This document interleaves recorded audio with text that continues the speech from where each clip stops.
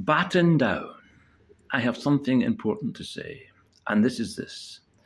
The SNP, the Scottish National Party, as it currently stands, is an institutionally corrupt organisation. I say that literally. It is an institutionally corrupt organisation. By that I mean it is so corrupt that it is incapable of reforming itself. It is completely unfit for purpose.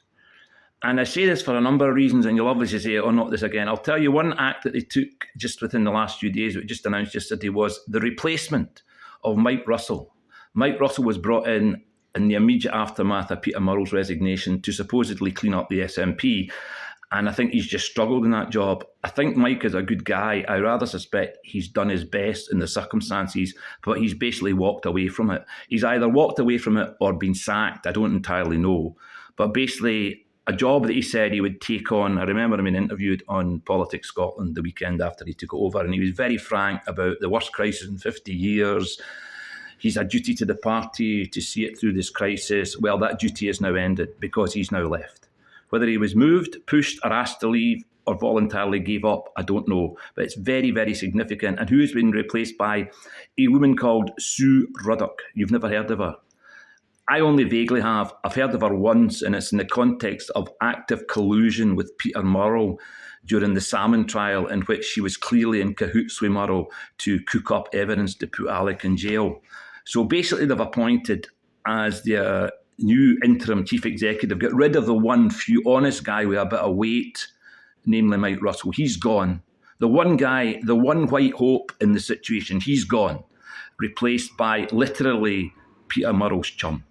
So Peter Murrell's had to resign in disgrace, and he's been replaced by the chief operating officer of the SNP, someone he appointed, someone he's on the record. It's a physical evidence. This is not me speculation. Go and look at the trial. There was evidence produced of messages between the two of them cooking up evidence against Salmond. Frankly, they should both have been sacked at that point. They should have been, if anyone other than Nicola had been leader of the SNP. If you want to know how Peter Murrell's got away with what he's got away with, it's simple. He's married to Nicola, because another chief executive would have been pulled up. Keith Brown, the deputy leader of the SNP, who I don't necessarily see eye to eye, and he made serious attempts to get into the financial records of the SNP, and Nicola just said, we're no having that. She just overruled him, outranked him, and obviously Nicola can outrank anybody. So if you want to understand the crisis, if you want to understand how could this happen, how could the SNP lose a third of its membership, how could Peter Murrell possibly think he could get away with not just losing auditors but not replacing them? They're still not replaced for 6 months. You lose the auditors, you don't tell anyone, you don't replace them. How could anyone, and he's not a stupid guy, Peter Murrell, how could anyone possibly think you could possibly get away with that? It's just breathtakingly, like, how the fuck could anyone do that? Answer, he's married to Nicola because he knew that Nicola would cover his back, whatever he did. Nicola shot down the deputy leader of the SNP, a cabinet minister who was incidentally one of the few guys that didn't get a job in Hume's cabinet. Notice that. He was one of the very few senior guys that wanted to stay on and got the heave. So we're talking about a situation where he's been punished for opening his mouth. And that is the hallmark of Sturgeonism and Humeism. It's if you open your mouth, if you ask questions, you are toast. You lose your post. You are sent to the backbenches. You are suspended. Now, two things are interesting. Why on earth Peter Murrell has not been suspended? We're told it's because he's innocent before proven guilty. That's just a complete red herring. It's got nothing to do with the reason you're suspended. You're suspended because you're under investigation and you've brought the party into disrepute. Peter Murrell has, by definition, brought the party into disrepute. He had to resign in disgrace. There were police outside his house for 2 days. He lied about the membership. He's admitted to lying about the membership. He's now lied about the auditors. I mean, he self-evidently brought the party into disrepute. It's not even... And Peter himself would suspend people for the most trivial of things. Like, there's a woman called Michelle Thompson, who's now an MSP again. She was suspended for the party because of some supposedly irregularities in a business she ran that had nothing to do with the SNP, and she was subsequently not even charged for it. But she was suspended and effectively lost her job as an MP. And the reason that happened is because she wasn't one of them. They suspend. I have no time for her. The woman, the Rutherglen MP, she was suspended immediately despite not having been charged. She was suspended the day the fucking story broke by Murrell. The crowd of hypocrites are astonishing. Now we've got a situation where the two main culprits in this are Murrow and Nicola. Peter Murrow and his wife. Forget the fact she's Nicola. Forget the fact she's got a title. Think about it. Who could have held Murrow to account? The one person that outranks a senior chief executive of a party is the leader. The only person that could have stopped Murrow, and Keith Brown, to be fair to him, and several others, don't know enough of them, tried and basically got sidelined, got shut down by Nicola Sturgeon. She should be suspended as well, but she'll not be suspended. Now, I suspect Mike Russell was moving towards, not necessarily suspending Nicola, but I think Mike Russell said, we've got to suspend Peter because the reason I've just mentioned, I think you just overruled the Humza. Because Humza's not allowed to move. Because remember, Humza is basically just Nicola. Humza is a creation of Nicola. Do you want to know when I first heard of Humza? This is a true story. I swear to God it's true. I first come across Humza in the 2007 Holyrood elections, where I was doing a wee bit of campaigning on the internet, and I phoned up Nicola's office to find something, and who answered the phone but Humza, and I got to know him. He's this bright young guy. But my point is that is Humza. He just is Nicola. He's a total and utter creation of Nicola. He basically, he then briefly went to work for Sam and Aralik, but he basically is Nicola. Everything he's ever done in life's about Nicola.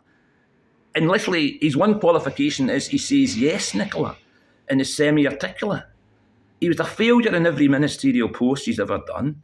He's rubbish. And he's the First Minister of Scotland at 37. What's he ever done? He's worked in a call centre for 10 months. That's all he's ever done, other than work for Nicola and various associates. And he's now the First Minister of Scotland on a rigged vote. That vote was undoubtedly rigged. People say, what are you talking about is rigged? It was rigged because people did not know the size of the electorate.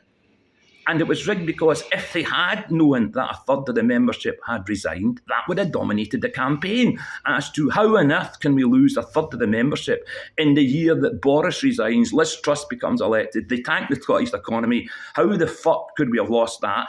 And the reason is a whole range of reasons. Duplicity, ineffective services, the fuck up over the reference to the Supreme Court, but fundamentally it was down to the Gender Recognition Bill. I would imagine half the resignations at least would be down to that. But you can't admit that. You cannot admit that you've got a policy that's so unpopular that you lose a third of your members over it. So we just don't tell anyone. We just lie about it. Now, if that had been known, clearly all the things that Kate was saying and Ash about continuity won't cut it, and we can't push this bill, we can't continue to fight this in the courts because it's got no popular support. You could just say, well, it's not just got no popular support, a third of the members have left, and bloody another third will leave over this latest fucking lunatic decision. In fact, I actually think that's what they're doing. People are saying they're doing it as a smokescreen, to take the headlines off it. I think that's part of it, but I actually think part of it is people will leave, that they kind of know within the SNP at the moment that balance is kind of 50-50. And this will get another 10% or so. This will get a section of Kate and Ash's people to leave, to balance, to change the balance. This is the whole strategy of Nicola. As long as the good people are leaving, she doesn't care. She doesn't even want a big party. A big party you can't control. A little party are your sycophantic chums who will put up with anything like perfect. Humza needs this because Humza is basically pretty fucking stupid, right? To say he's stupid, I'll rephrase that. He's no brain of Britain. Right. He's got no CV. I don't think Nicola had either. Nicola just pretty hit, basically got a reputation based on being the sidekick of Salmon. But I mean, Humza self-evidently has failed every single ministerial job he's done. Failure. He should have been sacked 3 months ago as a health service. Anyone would have sacked him bar Nicola. His sole qualification is he had Nicola's back and she's got his. Now, we've no situation with this scandal that are two major culprits in the SNP, Murrow and Nicola, and basically Humza is Nicola and Sue Ruddock is Murrow. So they're just the illusion of things happening. Basically, it's the same people in charge. It is institutionally corrupt. A guy like Mike Russell went in, I'm sure it's a hard job. I'm sure Mike did his best, but he's just walked away and been replaced. Maybe he's not walked away, maybe he's not asked to leave. He's been replaced by basically a guy that's in the pocket of Peter Murrow. It's unbelievable. And Scottish media waking up, do a search on Sue Ruddock. Put a Google search in and you'll see exactly who they've just appointed. It's unbelievable. These people are arrogant. They think they can get away with it. They think they literally can get away with political murder.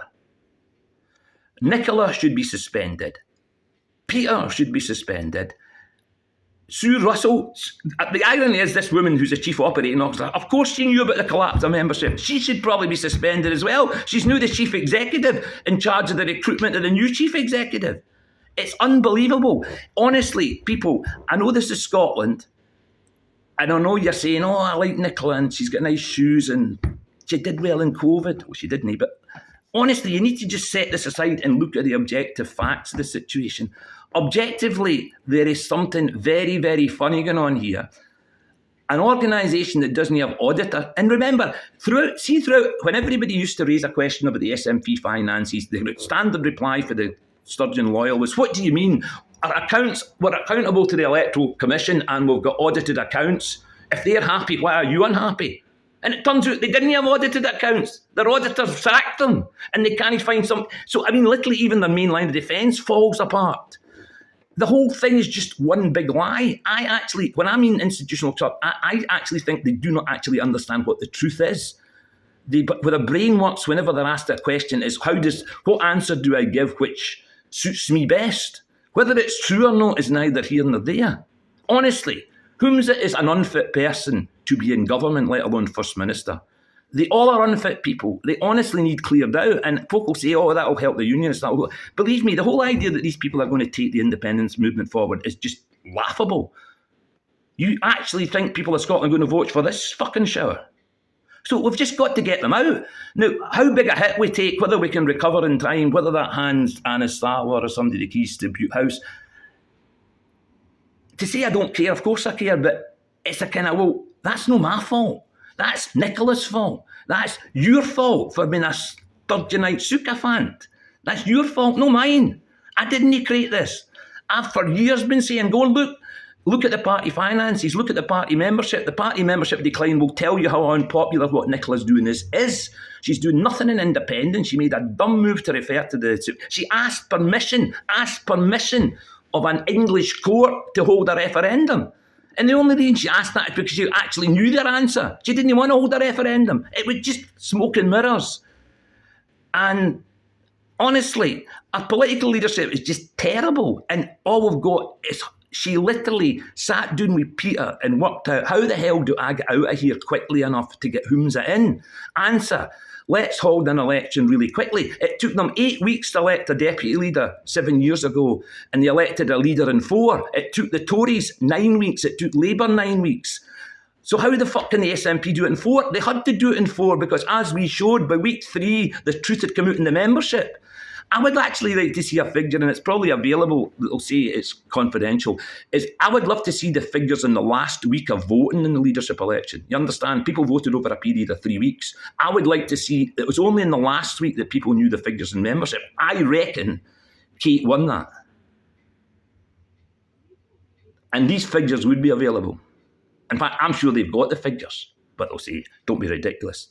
They will be studying the trends on that ballot. I'll bet the trend was Whomsa started reasonably well, partly because Kate made an arse of things with her comments on gay rights. That's her fault. That's her lookout. But throughout that whole campaign, he was losing. And I would put my life in it. He lost the last week of the campaign when people knew the truth. The whole campaign, the whole election was based on a lie that there was normality in the SNP. There was no problem with over 100,000 members and our accounts were audited. And the accounts weren't audited, and the membership was in freefall. And what's the membership now? Remember, only 50,000 people voted. 72,000 were supposedly eligible, and only just over 50,000. Now, folk will say, well, that's like in a general election. This is not a general election. These are political activists for picking effectively the First Minister of Scotland, and 30% of them can't be bothered voting. No, I just don't think they don't exist. Obviously, a few people wouldn't have voted, but this is probably because 10,000 of them don't exist. I suspect the SNP membership's well below 50,000 and dropping weekly. Why don't they publish figures weekly? Oh, I knew a guy that joined the SNP. That's not the point. It's the people that are leaving. And people don't tend to leave demonstratively. They just because they are loyal to the cause. They are loyal to the party. And that's what I hate about these people. They exploit people's loyalty. They just quietly walk away. They quietly don't renew. They don't run to the papers and jump up and down. They're just no longer SNP members. And this is happening every week. When I understand, people randomly join at any point. So every week, a random number of people's renewal comes up and they have to send a standing order or sign something to renew their membership. And they just don't. Who the fuck would renew their membership at the moment other than a complete, utter sycophant? Who would give money to a party that can't tell you where the 600,000 went other than it probably bought a camper van for somebody's mother? Honestly, this institution is institutionally corrupt, and because it supports an honourable cause doesn't mean it can't be corrupt. It just means corrupted people from Nicola down have taken over. And frankly, a lot of it stems from Nicola. Obviously Peter Murrell's got to take his can in the can, but Peter Murrell could only do what he did because he was married to the wife of the fucking leader. Because someone else like Keith Brown would have pulled him up. But people are frightened. People were actually frightened because they would get the wrath of Nicola. If I raise this question, she'll do me in. If I raise this question, they'll suspend me. Remember, they suspended Neil Hanvey, the SNP candidate for Dunfermline, for supposedly making anti-Semitic remarks, which I'm looking at them and thinking, they're just pro-Palestinian remarks. But they literally suspended him for that and effectively gave the Labour Party, or would have given the Labour Party, a seat of Kirkcaldy, because he was the only, they couldn't replace him. Fortunately, Neil Studden won as an independent. He's now in Alpa. Who can blame him? But they literally gave a seat to the Labour Party over literally almost nothing, right? But this guy has literally lied about the membership figures, lied about the finances, and God knows what else. And he's still in the SNP. I think that's a big reason Mike Russell resigned. I think he said, I'm not putting up with this. These people have to be suspended. How can we sort things out when we've still got these? And not only is Mike gone, they've replaced him with Peter Murrell's chum. Honestly. And I don't want to go on too much about, I think the decision to appeal the ruling in the GRE, and I know there's arguments either way, but when you think of the political judgment, given the hole that the SNP are in at the moment, the very last thing they should be doing is splitting the movement as that move is done. What is the mindset of somebody that does that? It literally is either the mindset of somebody that's incredibly fucking stupid, right, and just out of touch, or it is Machiavellian. It's not just to get headlines changed for a few days. It's actually about pushing more people out the SNP. It's actually about driving out the thinking people in the SNP. And if they're replaced at all, replaced by numpties, in whom's we trust. I like Nicola's shoes. So seriously, I don't know. Do I have a solution? I really don't have a solution. Honestly, all these people should just be chased. I mean, and I almost mean every one of them. I think almost by definition, if you're in Hamza Cabinet, there's something dodgy about you. Because if you were honest and straight, you wouldn't be in it, if you understand. And obviously there's varying degrees of complicity. But every one of them's complicit, even if it's just by keeping their fucking mouth shut. Michael Matheson, who's a good guy. But Michael, if you'd opened your mouth, you would not be a government minister, and you kind of know that. And I only single Michael up because I know him, right? Jenny Gilruth and all these people, they kind of know the deal. It's shut the fuck up and you'll get on. Open your mouth and you'll be Keith Brown, or you'll be Joanna Cherried, or you'd be Joanne McAlpine, or even worse, you'd be Craig Murray stuck in the fucking jail for trying to get the truth out. And see, I obviously need to watch what I'm saying here. I do know who the main witnesses were in the Salmon trial. And believe me, if you knew who they were, the penny would drop like that, and you know exactly why people say it was a complete and utter stitch-up. If you knew who it was, you would, first of all, be astonished and say that can't be right. And then when you work out it is right, you go, how the fuck? What? They did that? However, I better watch what I'm saying here.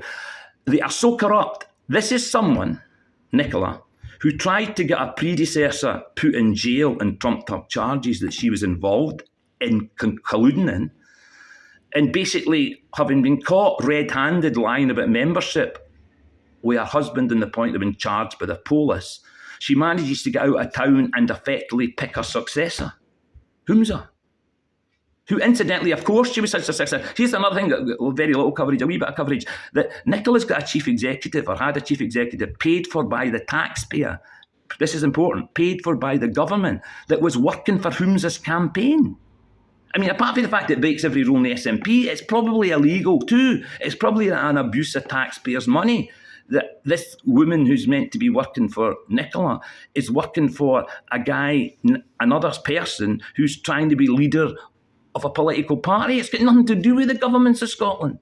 But see, they just do this because they basically... Nicola did this because literally she thinks she can get away with fucking murder. And kind of she has. She walked out the door to a standing ovation.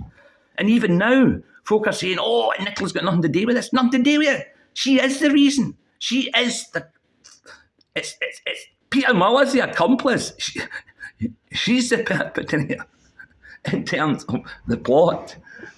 It basically is just a Nicola Sturgeon promotional campaign. And she didn't get his independence. She blew it. The independence movement's tiny compared to one it was when turned out. And she didn't get his 115,000 members, and she didn't win its 50 Westminster seats. She just happened to be leader at the time that political circumstances made it that the SNP got a lot of support, but she's basically lost it. She's blown it. She's not getting remotely near independence. In addition to that, the membership's gone through the floor, the movement's gone through the floor, and the SNP's probably not far off technical bankruptcy. I mean, they want a referendum. They don't have any money. I mean, forget the politics. They don't have any money, and who's going to donate money to them? Give us money for a referendum campaign. It's like a fucking sick joke. Sorry, you tried that in 2017 and you walked away with it 600 grand. So, I mean, honestly, they are dysfunctional. They are institutionally bankrupt. I honestly don't know how this can be saved. I wonder if it's just a brand new party. I'm sorry to give a footballing analogy, but remember, Rangers Football Club is a brand new football club, the current one, that basically just liquidated the old one. And maybe that's what needs to fucking happen. But don't let the same people take it over. Just liquidate it and start again. Change the name ever so slightly. Or maybe big. But get a sole, broad-based independence campaign run by people whose one qualification is they're honest. Is that asking too much? Because these people are fundamentally dishonest. They don't know what the truth is. They are political apparatchiks. I've even heard it from some of them. They actually say, we are justified in lying because the unionists lie. What about Michelle Mone? And I'm going, what the fucking about Michelle Mone? What the fuck's that got to do with whether or not Peter Murrell's his hand in the fucking till? Are you saying it's all right because Michelle Mone's dodgy? It's all right for these people? That's what they mean. They actually mean that. Or the union's against us. The capitalist press is against us. The unionist press is against us. So we've just got to lie a wee bit. Lying for Sturgeon. That's actually genuinely a kind of outsmet of kind of guys in their 50s or 60s in the SNP actually think, they kind of think, even when I say that explain how Nicola fixed the election, they go, well, that was clever. That was clever, no telling us. Because if you're right. If they had told us, Kate would have been fucking leader. They actually think it's clever. It's like, oh, that's politics. That's the kind of, that shows how good she was. Unbelievable. As I say, I've said enough, but I will sum up. The SNP, as it currently stands, is institutionally corrupt. It is unsavable under Sue Ruddock and Humza. Not because it's unsavable, but because they are the problem, not the solution. And honestly, every single person in the SNP, every single one of you, cabinet members, MPs, MSPs, should be asking yourself, is this why I come into politics? Because I don't think it is. Is this why you joined? No. You came to SNP to get an independent Scotland, not to cover up for a show of, shall we say, wide boys and girls who actually have done nothing for the independence cause. Oh, she did a great job. No, she fucking didn't. She did a terrible job. We're on the point of getting wiped out. We're on the point of pushing independence into the fucking long grass for 10, 20 years. How's that a fucking great job? Do you even speak English? I've had enough. What more can I say? And folks saying, what's my solution? This is the problem. There is no solution. But all I'm saying is the start of the solution is to get rid of these fuckers. Any solution cannot be based on them. Any unity cannot be based on them. Unity round Humza? Are you kidding? Unity round a guy that fixed a fucking vote or had some of his pals fix it for him? No way. Never. Never, ever. And more importantly, the voting public out there know this story. They might not be able to articulate it in the way I have. They smell it. They know he's a fucking phony. I'll leave you with one thing. I was just actually thinking, if you're an SNP voter in the Western Isles, just been told that your ferry's been cancelled for the next time and there's another 2 ferries stuck in fucking Greenock, that Humza was responsible, that they're no running, and basically you might get on and off the island if you take a 2-day trip, to be told that Humza's just agreed to launch a legal challenge against the gender recognition bill veto. I mean, honestly, it's a fucking insult. Even that, I mean, just the fact he's so tone fucking deaf that he doesn't understand. And I give you that just one example. It could be somebody in a hospital bed. It could be 101 thing. But there's a good example. I mean, that's the core, that's the heart of the SNP, the Western Isles. They can't get the ferries to run. And even when they do that, rather than say that's my priority, get himself up there and try and get it fixed, or at least apologise to people, he's pushing through some gender recognition bill that nobody in Scotland supports, apart from the Greens and a handful of extremists. Because here's the thing, there actually is a consensus for a reasonable gender recognition reform act that would make a huge difference to trans people. But Nicola wouldn't do that because she wanted to have the most trans-friendly. She wanted to be this world leader. I have pioneered this perfect trans lobbyists' guide to self-ID. That's what it was about. It was all just about Nicola looking good to the wokerati to get her some fucking job in New York or something. It had nothing to do with trans people. Trans people were just collateral damage. They've ended up with nothing. Just abuse. And abuse and linked to sex pests, because Nicola would not take the link out. She insisted on convicted rapists. She insisted that going in the bill, and whipped SNP MPs to get convicted rapists the right to self-ID. And she went to the wall to allow 16 and 17-year-olds who need a gender recognition certificate like a chocolate fire guard. It's a completely useless, they don't even apply for it. What the fuck do you need it for? I understand why adults need it to get married or write your will and all this. A 16 and 17-year-old just does not fucking need it. And it's just so complicated and just takes away parental rights and everything. It's just tone deaf. These people are stupid. You get guys like people like Shirley Ann Somerville. I mean, God, you just look at them and you think, how the fuck did they end up as a government minister? I know why. Yes, Nicola. Yes, Nicola. Yes, Nicola. 3 bags full, Nicola. That is the qualification. That is the one qualification you need to get on in modern day Scotland. Everything else is secondary. In fact, if you're too bright, you're deemed to be dangerous. We like them dumb, with few options other than going along. That's what I love about Joanna Cherry. She's got balls in every sense. And I'll tell you partly, apart from being bright and with integrity, she's a leading QC. She knows that the worst case scenario, she can go back to the law and probably make about 4 times as much as she ever makes an MP. The problem with a lot of these people is literally they kind of know that once their numbers up, that's it. You know, they're as high as they're ever going to fucking go on their 80 grand or 130 grand, 40 grand if you're a minister. They kind of know this is as good as it gets for me, so they'll literally cling in there. That's what I mean. They're institutionally corrupt.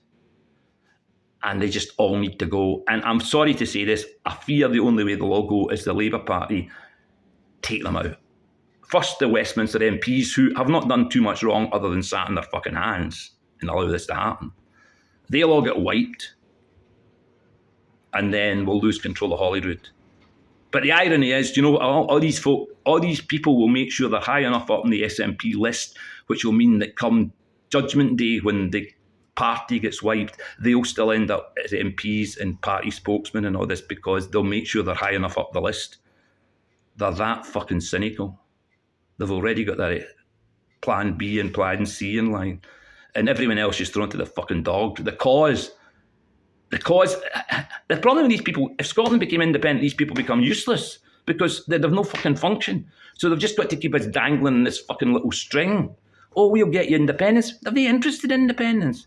They're just interested in little cliques and power and tickets to Wimbledon and, oh, fucking, make me throw up. However, goodbye.